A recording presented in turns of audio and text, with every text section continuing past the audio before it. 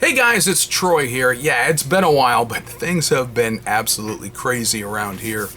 Just to give you an update, I have spent a lot of time working on and applying and being accepted going back to school. Yeah, here I am in my mid-50s and I've decided to go back to college. Yeah, part-time though it is. Had a pretty good benefit offer from the company that employs me, and I took them up on it. So I've been an employee here at this particular company for 29 years, and they finally came out with a really good education benefit, what I consider an excellent benefit, so I went ahead and applied for that.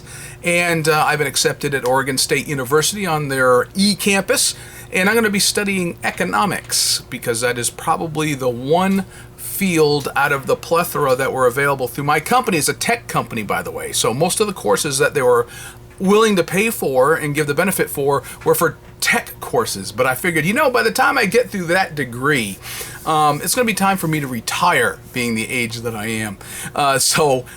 Economics, I wanted to do something for me.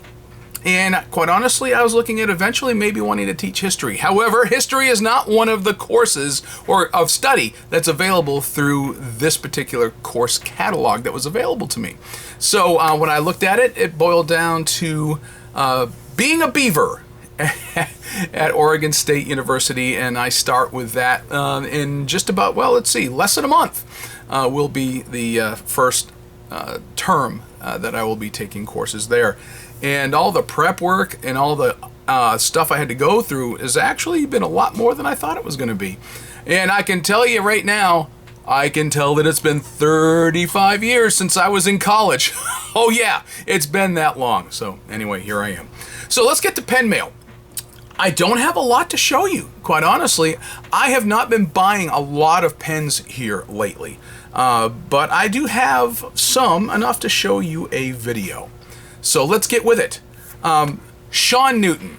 I have talked about Sean Newton over the years here quite a bit, especially when it comes to the idea of he offers scholarships. Sean used to be a high school teacher, and what he does is he has auctions that you can go right on eBay and find him, or you can go to newtonpens.com and click on his auction site or his scholarship page, and people donate money, people donate pens. He turns around and auctions off the donated pens that people give him, and proceeds go towards giving scholarships. So I always, invariably, every time I'm aware of it, go on and I bid for some pens. There's a couple ways I look at it. Number one, I may or may not find something I like, but even if it's something I'm not particularly fond of, I'll put it in a bid because I know it goes for a good cause. Sean gives thousands of dollars away in scholarships, so I have no problem helping contribute to that. Sometimes I'll even slightly overpay on some because I know it's for a scholarship fund. I don't always. Sometimes I said, that's not worth it to me. But what I do help do is get bidding going up. So if people beat me out, fine. It's for more money than I was willing to pay for at the time. So I recently won another auction there, and it was for this big boy right here. Look at that. It is absolutely a huge, big honkin' pen. And it was set up as a unbranded, and it was a large ebonite. It was supposed to be an eyedropper filler. Matter of fact, they even included this little pipette with it. However, it also came with a converter. So this can be a cartridge converter pen, and I actually have it set up right now with a converter in it. But it is huge. And here in a little bit, what I'll do is, I want to do it right now. I got one within reach. This is a Jinhao 9019. So is this one right here. I did a video recently that included the Jinhao 9019, okay? So let's compare the two, and you can see just how much bigger. I mean, this is a big beefy pen, but it's kind of dwarfed by this one right here. I like oversized pens, so I went for it, and I was the high bidder on this. Lost on a bunch of other auctions, but that's okay. Usually it's not something, I don't usually see something that jumps out at me as like, I gotta have it. But sometimes I try, and sometimes I win. A lot of times I miss. But so you twist it open, and there's no branding on the cap, no branding on the clip, no branding on the barrel. So I'm assuming this is Indian made just because it looks like some of the Indian pens that I've seen, maybe by Ranga, I'm not sure.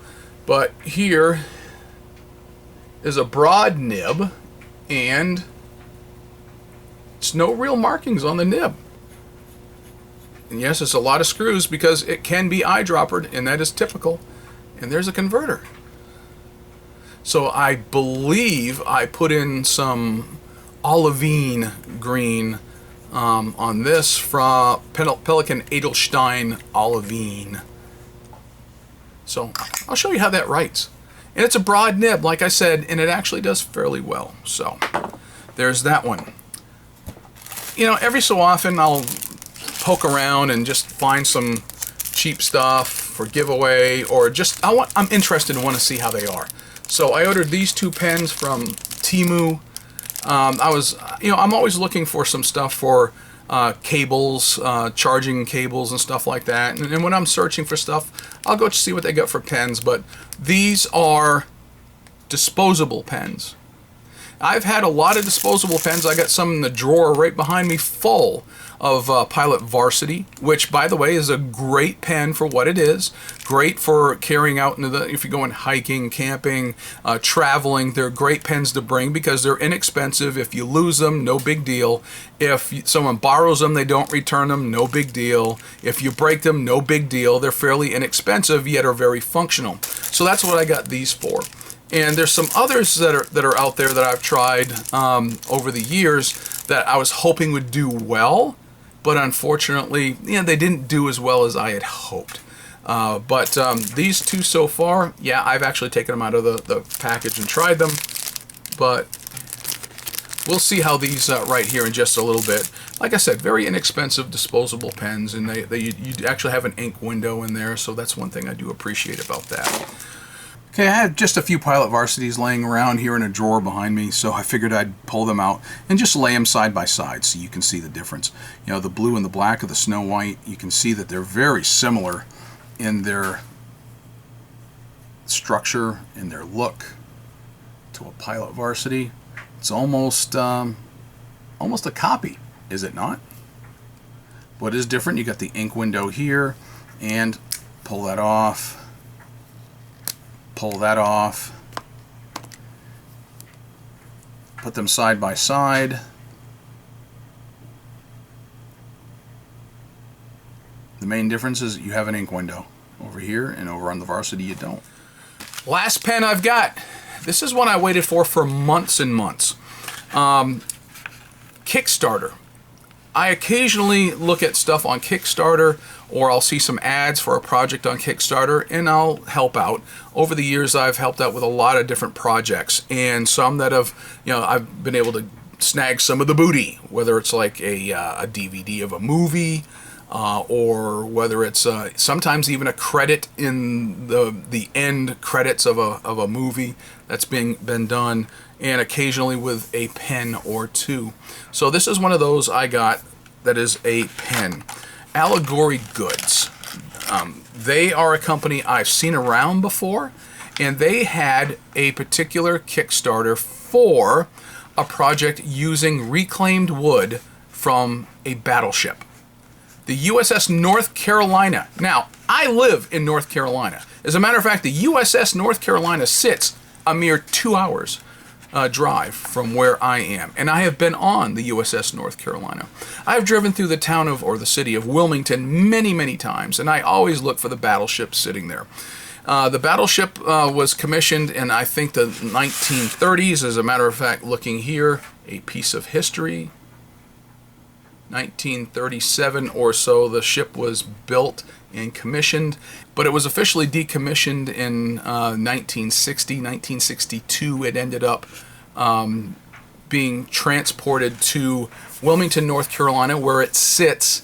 And I remember in 1988, when I first came to North Carolina, I took a class in Wilmington, and from my hotel window, I could look out right to that little spot in the river where the battleship sat. I've taken my family there, and you can do tours of the entire ship, and they literally let you walk through just about the entire battleship. And I've enjoyed that, and a lot of people I know go there and check that out anyway.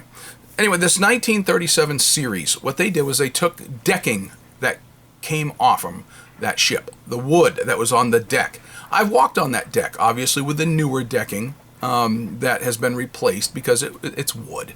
So I got a pen made out of the wood that was on the original decking on the USS North Carolina battleship. That to me was pretty cool. That's the reason why I got in on this particular deal. It wasn't for any other reason than the fact that it was North Carolina. So you get this little thing, this little envelope with this little sticker on it. Allegory Goods. So they do throw in a cartridge, and here's the deal. They threw in a pen sleeve. Now, I actually have a pen sleeve right here on my desk that I've been using for years. See that? Their logo? Aha. For a single pen sleeve, I've had one of their pen sleeves literally for years that I've been using. So, got another one now from them. To back their project, you have different levels of commitment, and my commitment level was at like the $89 level. And I was able to specify I wanted the fountain pen. I didn't want the ballpoint or the roller ball. I said, yeah, fountain pen, because that's what I get into. So here is what that pen looks like. It looks like a kit pen to me. And I understand that. I knew that going in, that it was probably a kit pen. And here is what's on that pen, on the wood. So this was original to the battleship, that part right here, and that engraving right into that wood. And one of the things about it, that I liked the color. I was able to pick the finish of the wood, as in how dark it was. So apparently they're going to stain it different levels of color. You get that clip, that's a very functional clip. And at the back end, that's where you can post the pen and screw it right on. So you screw it off. It's an all metal cap. And it does post, and it does screw on to the back end right there. Come on. There you go. So that's not going to go anywhere. But that is pretty heavy in the back end. So I doubt I'll be doing much posting on that. But at least you're not going to lose it if that's what you want. Alright. Now, all brass down here, it looks like. All brass here. It came with a fairly inexpensive converter, and that is a friction fit. And you can see right here, this is not the nib that came on it, and I will tell you why. This is a Nemesine nib. Nemesine nibs are Yovo made. So I swapped out that nib as soon as I got it, and I'll tell you why. This is the original nib. And I do have, I believe, an up-close picture of it. Iridium Point, Germany. IPG. I've shared on this channel many times what IPG is and is not. So I'm going to post some articles in the description below about IPG.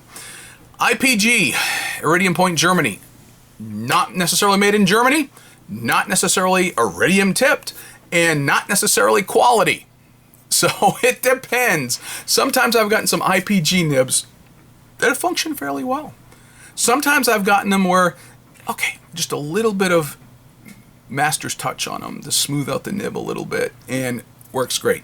I've had others that have written horribly. So that generally IPG nibs are Asian manufactured, really inexpensive, not necessarily of the greatest quality control, and oftentimes with kit suppliers, that's the kind of nib that's going to show up. So it's not necessarily indicative of good quality, not necessarily indicative of bad quality.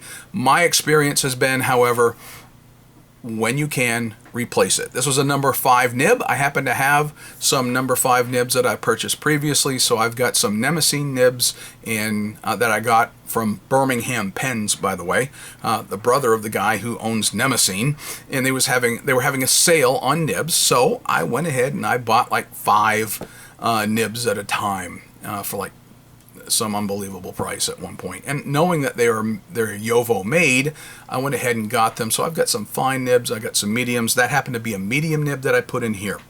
Now, the other thing, you've got all brass and you put in a polished steel color. I would have thought that, knowing that you're going to have an all brass color construction, that you might want to get, if at all possible, get a gold tone nib. Would have looked a whole lot better on this particular pen. But here's the deal. $89 was the commitment level to be able to get a copy of the pen. I wasn't expecting a whole lot for 89 bucks for a custom made pen. Now, granted, they're trying to make them by the thousands and sell them off, and they brought in an awful lot of money, probably well over six figures for getting out these pens. The only reason I really bought it, though, was number one, to help somebody out, sure, okay, but number two, USS North Carolina, a piece of history. Yeah, it's kind of a shtick. It's a gimmick to a lot of people, and yeah, it's kind of gimmicky, but I went ahead and I did it because, hey, I've been on that ship. Hey, it's a piece of U.S. history. Hey, it's the most decorated battleship that we've ever had, kind of thing. So why not? I'll just take them at their word that this was actual decking on the actual ship and not something that, who knows. Anyway, I have not inked up that pen just yet, so I will here in just a little bit. And like I said, I've replaced that IPG nib with a Nemesine made by Yovo Nib, so we'll see how that does with a replacement. I've got a drawer full of these little IPG nibs behind me because I get them and I replace them. I just learned the hard way. You get an IPG, just replace it. And if you can get a fairly decent Yovo or Bach nib, whatever, just feel free to replace them. And I did. Pulled out really nicely, put in a new one, put it in, voila. So let's take a look at some of these. All right, so let's go ahead and take a look at some of these up close. The big green baby. Like I said, there's no markings on it. There's a few scuffs on it. No big deal. But I like how it's rounded. It's got that classic cigar shape to it. Absolutely no markings on it anywhere. Twist off. You got the nib. So let's go ahead and move these out of the way. So this is my big green. Definitely not, you can post it, but holy samoly. I mean, I could bunt Major League Baseball with that. So, let's look at the oversized ebonite. And this is an eyedropper, yet it does take a converter. I put in some Pelican, Edelstein, Olivine. It actually writes fairly smoothly, nicely. Wet. And that's a broad nib. I've got some letters to write to some pen pals, so I guarantee some of these are going to be used here on that when I sit down and actually commence to writing. Alright, looking at this one here. The brand name is Snowhite, S-N-O-W-H-I-T-E, all one word, so it's not like S-N-O-W, it's S-N-O-W-H-I-T-E, so it's all one word, pen. And then here it says, right there, super tank free ink fountain pen. So, Chinese made, inexpensive, and it is a pop top. It kind of almost reminds me here of the Thornton's fountain pen, the Thornton's disposable, and the nib kind of looks like them. I don't know if I have any more left here. One of the things I liked about Thornton's is if it had Thornton's ink in it, then great, because I kind of like Thornton's ink. But it was a disposable, fairly inexpensive, great for giveaway, great for use, and didn't care if they got lost, broken, or stolen. But the problem with the Thornton's one is they didn't write very well in that they had a very hard start with them. But when they got to flowing, it wrote fantastically well. Great writer. But that's what it kind of reminds me of, looking here compared to the Pilot Varsity. And maybe I'll pull out a Varsity or two and let you look at the comparison. So let's see how it does. I've written with one of these. I haven't with the other. So let's see if I can get them to write first time out, because I just barely took them out of the plastic. So this is the Snowhite blue disposable. It's just disposable. It's got a fairly rigid steel nib on it, inexpensive, and I'm talking, you know, somewhere in the $1 to $2 range, US dollars. So don't expect a whole lot. It's acceptable. I mean, it's perfectly acceptable, and if it will, you know, be reliable, not bad. Let's pull out the black one. Let's see if it'll work fairly well. Black, Snowhite.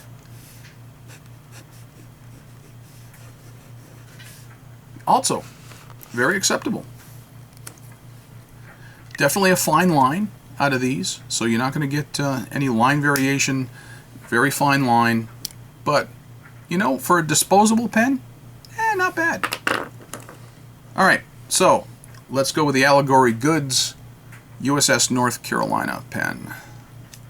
Definitely a good amount of heft to this pen. When you pick it up, you can tell there's, you know, a good amount of metal and a good amount of heft to it. And most of it is in that cap. That cap itself alone is got to be at least half the weight of this pen.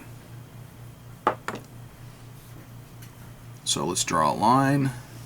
I inked it up off camera. Oh, and by the way, the ink I chose to put into this pen for the USS North Carolina is actually this one right here. This is from Birmingham Pens. It's their gunpowder black.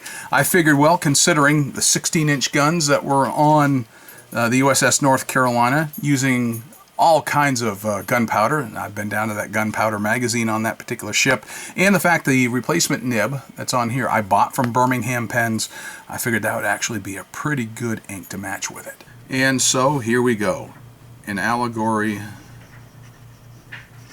Goods USS North Carolina. Now this is the replacement nib.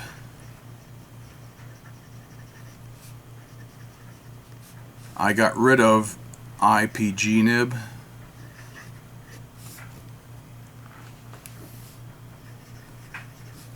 And as I would expect from a Yovo made nib, and even, yes, from Nemesine that I got from Birmingham Pens, it writes great. It really does. Still got a good amount of heft to the pen in my hand. Now granted, this you got a good sharp step down here, although there's enough of section to grip a hold of where you don't really feel that. You don't even really feel the threads that are there. It is a much narrower grip though than I would have expected, but you know, it works okay. So no real complaints, and like I said, for like the $89 price range, and I sunk, you know, another few dollars into a nib, I've got a decent writing pen.